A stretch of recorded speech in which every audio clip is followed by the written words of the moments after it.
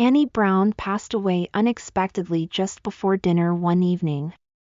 The family was gathered around the table, the mashed potatoes still cooking, when Annie collapsed in the kitchen.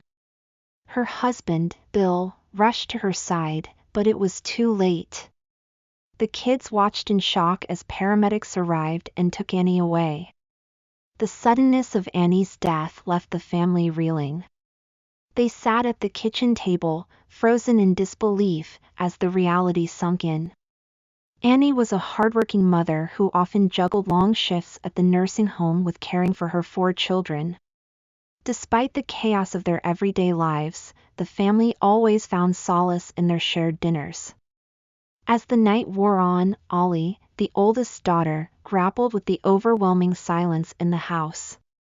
She remembered the little moments with her mother, like the way Annie would come home from work and trade her rubber clogs for purple slippers, a small gesture that brought comfort to their daily routine. Outside, neighbors gathered on their front steps, curious about the commotion at the Brown house. But inside, Ollie and her siblings struggled to come to terms with their loss. They couldn't comprehend the finality of their mother's absence. As the night stretched on, Ollie found herself lost in memories of her family's life together. She recalled moments of joy and laughter, as well as the challenges they faced as a family. Annie's sudden passing left a void that seemed impossible to fill. In the early hours of the morning, Ollie heard her father's footsteps as he returned home alone. His grief was palpable as he collapsed on the floor, overwhelmed by the weight of his loss. Ollie realized then that their lives would never be the same without Annie. In the quiet darkness of their home, Ollie and her father grappled with their grief, each lost in their own thoughts. Despite the pain of their loss, they found solace in their shared memories of Annie and the love they shared as a family. As they faced an uncertain future, they knew that Annie would always be with them in spirit, guiding them through the challenges ahead. The newspaper said that Alfonsheimer was taken to heaven in the arms of the angels. The Browns, a family grieving Anne's loss, received many copies of the newspaper that morning, as if they were keepsakes. Anne's picture in the paper was from her high school yearbook, showing her as a young girl. The family felt sad seeing her full name listed, as they were used to calling her by nicknames. Bill, Anne's husband, felt overwhelmed by the situation and retreated to their bedroom, ignoring the phone ringing with messages from concerned friends and family. Anne's sister, Kathy, took charge of organizing things, being a very organized person herself. She made plans for Anne's funeral and took care of practical matters. Meanwhile, Bill struggled with his grief, feeling like his life was being run by the women around him.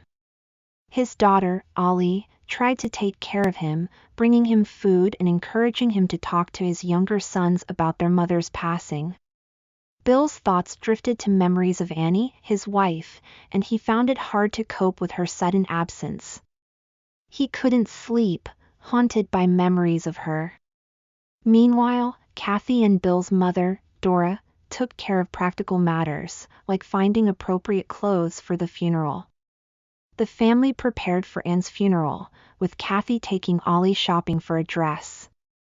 Ollie, still in shock from her mother's death, didn't express much interest in what she wore. Bill, trying to hold himself together for his children's sake, found it difficult to see Ollie looking so grown up and vulnerable. As the family grappled with their grief, they tried to navigate the practicalities of planning a funeral while coming to terms with their loss. Bill, in particular, struggled with the idea of speaking at Anne's funeral, feeling that the general words people said about her weren't enough to capture who she really was to him. Throughout it all, they leaned on each other for support, trying to find moments of comfort amidst the pain. Anne-Marie sat alone in her car outside the funeral home, feeling lost and overwhelmed.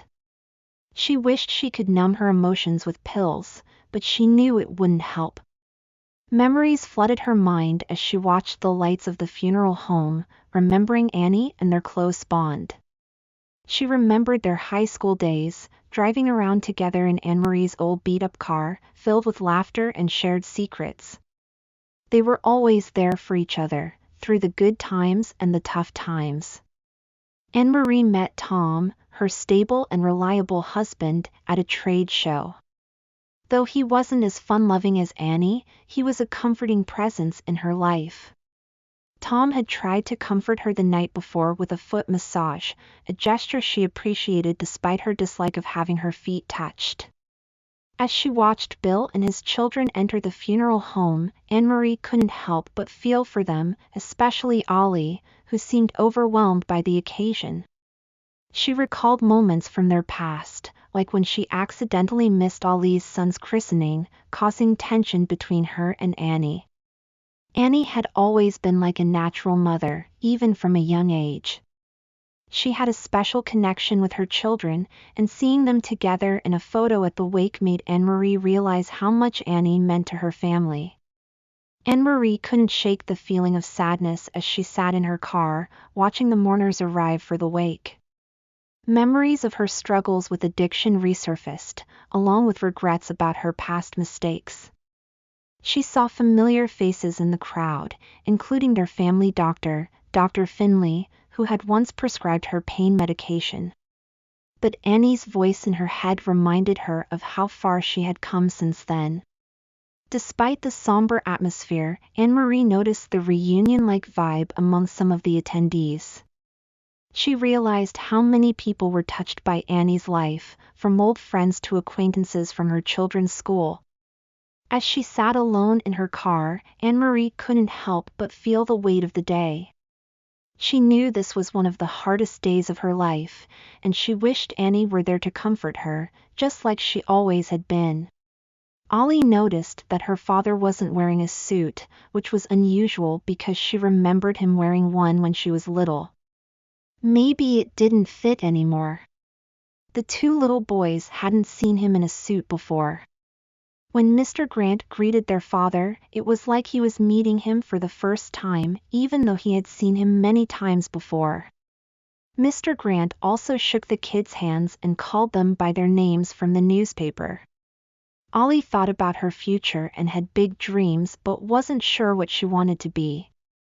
Chris Grant, who was in the same class as Ollie, seemed stuck because his family were all funeral directors, and Ollie didn't know how he could escape that path.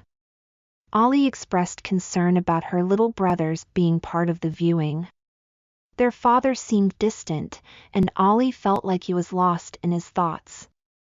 She remembered her mother's habits and how she used to take care of things. Their father eventually agreed to take the boys to another room. Ollie remembered a similar room where Ashley had fainted at another wake. Ollie thought about her mother's appearance and how she didn't look quite like herself. She wore an old dress that Ollie knew was from a birthday party years ago. Ollie's mother was frugal, and she remembered how her mother reacted when she asked for expensive sneakers. Their father was emotional, and Mr. Grant tried to comfort him. Aunt Kathy offered Ollie a tissue, but Ollie didn't feel like crying. However, when her best friend Jenny hugged her, Ollie started crying. Jenny's mother suggested saying a prayer, and when they returned, Jenny's mother complimented Ollie's mother's appearance in the coffin. Many people came to offer condolences, and some reminisced about Ollie's mother. Ollie noticed her Aunt Annie's arrival, and she comforted her father and expressed her grief. Aunt cried, and Anne-Marie comforted him, then turned to Ollie and assured her of her support. Ollie found solace outside on a small cement pad, overlooking the parking lot.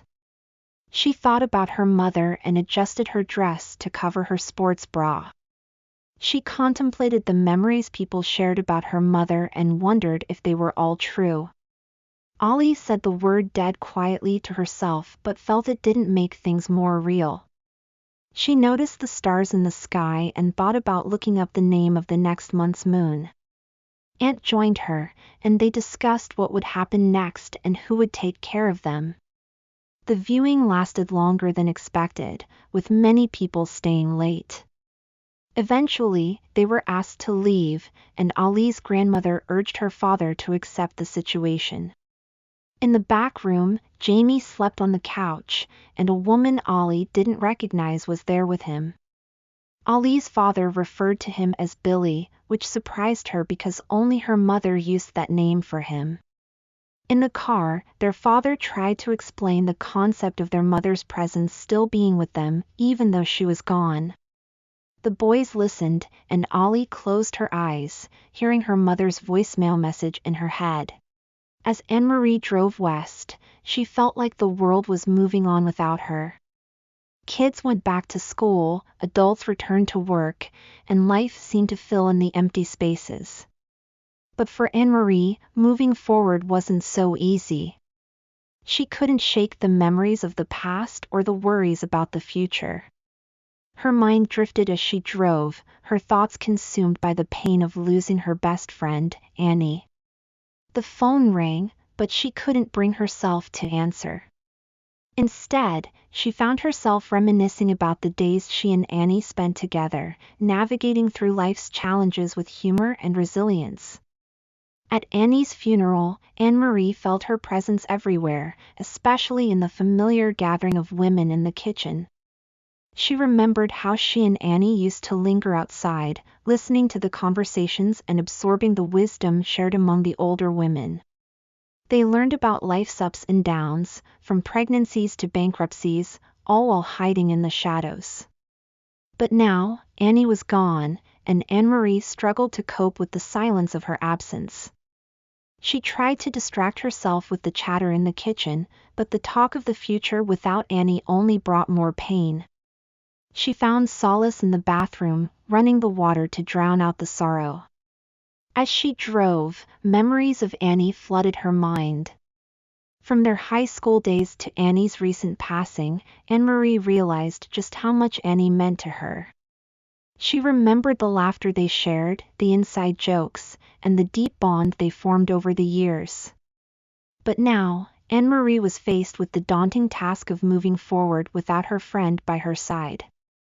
She couldn't help but wonder how she would ever fill the void in her heart. With tears streaming down her face, she pulled over to the side of the road, feeling lost and alone. In moments like these, Anne-Marie heard Annie's voice in her head, offering words of encouragement and support. But even that wasn't enough to ease her pain. She felt overwhelmed by the weight of her grief, unsure of how to keep going without her best friend by her side. As she wiped away her tears, Anne-Marie knew she had to find the strength to carry on. With 3 stops left before she could go home, she took a deep breath and reminded herself that she wasn't alone.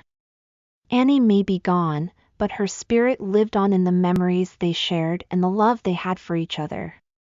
And with that thought in mind, Anne-Marie found the courage to continue her journey, one step at a time. Bill drove down the quiet back road, searching for a quaint Cape Cod-style house he'd never visited before. As he approached, he noticed the fresh coat of paint, white with blue shutters, and newly planted shrubs.